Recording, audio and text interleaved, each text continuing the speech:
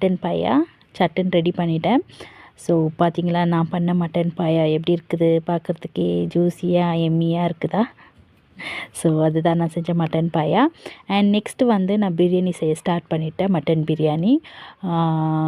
பிரியாணி ப்ராசஸில் இருக்குது. சீக்கிரமாகவே இதுவும் ரெடி ஆகிடும்.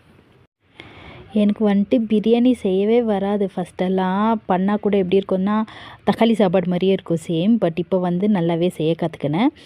அண்ட் இப்போ வந்து கொஞ்சம் சூப் எடுத்து வச்சுக்கினேன் பிரின்ஸ்க்காக. பிரியாணி செய்யறதுக்கு முன்னாடி மட்டன் வேக வைப்போம் இல்லைங்களா, அதில் வந்து சூப்பு வந்து கொஞ்சம் எடுத்து பிரின்ஸுக்கு வச்சுட்டேன். ஏன்னா அவன் கொஞ்சம் ஒரு டைமில் பிரியாணி சாப்பிடுவான், ஒரு டைமில் சாப்பிட மாட்டான். ஸோ அதனால் கொஞ்சம் ஒயிட் ரைஸ் பண்ணிவிட்டு கொஞ்சம் சூப்பு ரெடி பண்ணி வச்சுக்கினேன். அண்ட் பார்த்திங்களா, மட்டன் வந்து நல்லா வெந்து வந்திருக்கு.